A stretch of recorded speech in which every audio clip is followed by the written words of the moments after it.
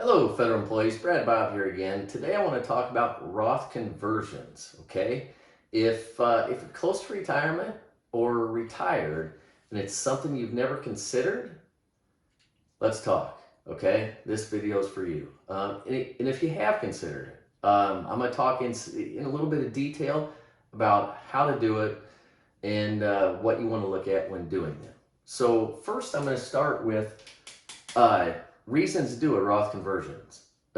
Do a conversion. So I'm going to say top 3 reasons. One is pass tax-free dollars on to heirs. I before E, except before C, right?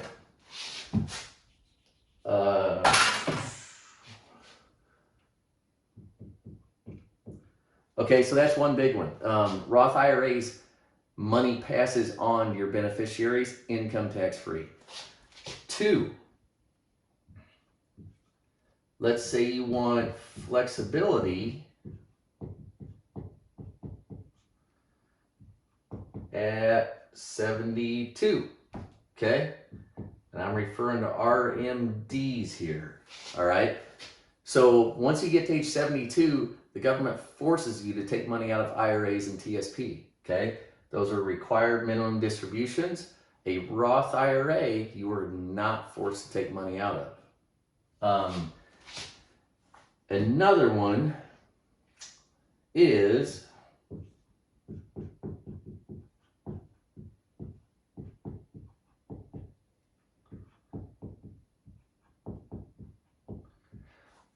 okay, you're going to be you expect to be in a higher income tax bracket in the future. So that could be because you're going to have more income from maybe taking out RMDs, or it could be because you expect taxes to increase in the future.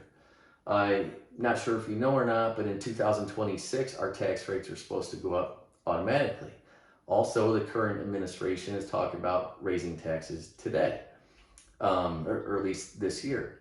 So if you expect higher taxes in the future, you want flexibility over basically your income and where you're taking your income from at age 72 when the government forces you to start taking RMDs, and you want to pass tax-free money on to beneficiaries. Okay, so those are 3 of the biggest reasons for Roth conversions. Now, how do you do it and what do you look at? So Roth conversion, for one, you can't do a Roth conversion from TSP. So TSP does not allow in-plan conversions. So if you want to do a conversion, you've got to get the money out of TSP and into an IRA, all right? And then you can do your conversions. So now you want to do a conversion. Let's say you've got $500,000 balance in TSP. Let's convert it, right? Probably not, okay? Rarely ever are you going to convert your entire account balance because anything that goes to Roth is taxed as ordinary income, okay? So if you convert $500,000 in 1 year, that's $500,000 of income, okay? You're going to lose a lot of money in taxes. It's going to be over 30%. So you're not going to do it all at one time. All right. So let's say we're going to do a conversion. We're going to move at least some of this money from TSP to an IRA so that we can do that conversion. Okay. Now we're going to convert. Let's say we're looking at a couple, a married couple filing jointly. All right. And their income is adjusted gross or taxable income in the household is taxable income, we're going to say is $131,000. Okay? And they have kids that are going to inherit their assets. They would like for those kids to get money tax-free. They don't want it to be a big tax burden on them, taking money out of their IRAs and TSPs.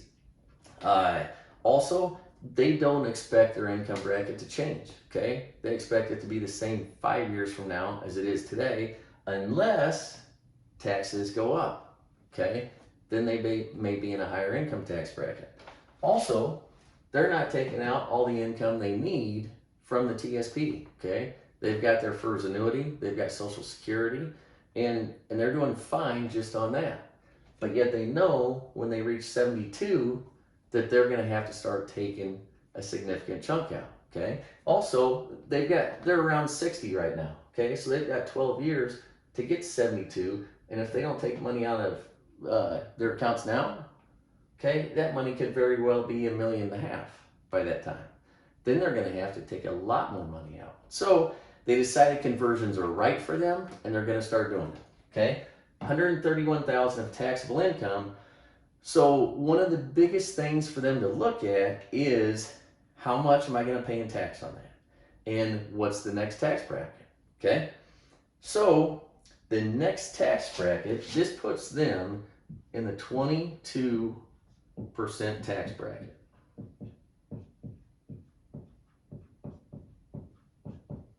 All right. And that 22% tax bracket goes all the way to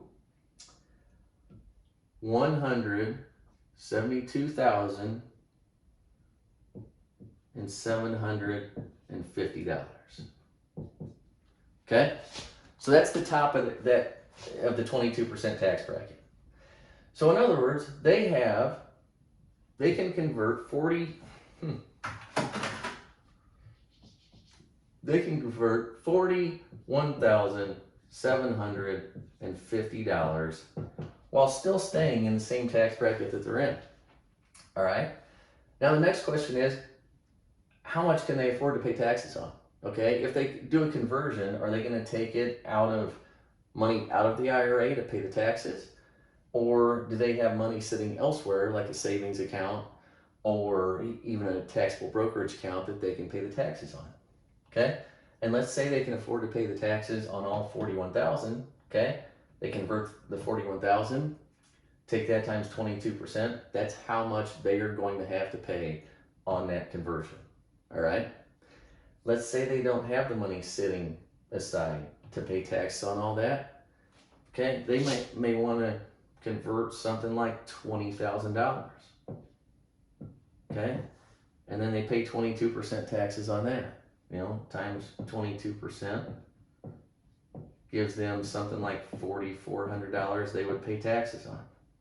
Okay, but what they do by doing that is they lower their balance here. Okay, lower the balance, so therefore reduce their RMDs, that their future RMDs they're going to have to take. They've moved $20,000 into a tax-free bucket, okay, that's going to grow income tax-free for the rest of their lifetimes and is going to pass on to their beneficiaries income tax-free. Their beneficiaries can even leave the money there for up to another 10 years, tax-free once it passes on to them. And then, so they do that this year, and then next year, we do the same thing. Look at it again, look and see, okay, what's my income? Where do I fall in the tax brackets? And how much can I convert and stay in the same tax bracket? How much money do I have set aside to pay the taxes? Okay? Now, one other thing to consider is IRMA taxes. So if a lot of federal employees do not sign up for Medicare Part B, but if they plan on signing up for Medicare Part B, need to be aware of something called IRMA. And IRMA is it's an increase in Part B premiums.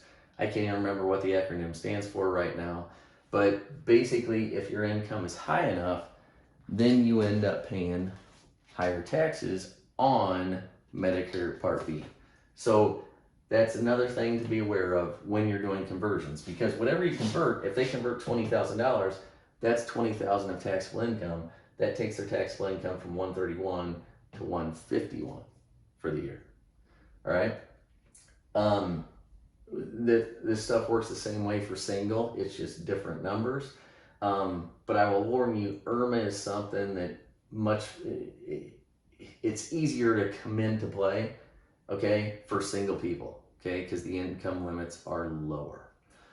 So there's some basics as far as Roth conversions, how to do it, what to expect, some things to consider.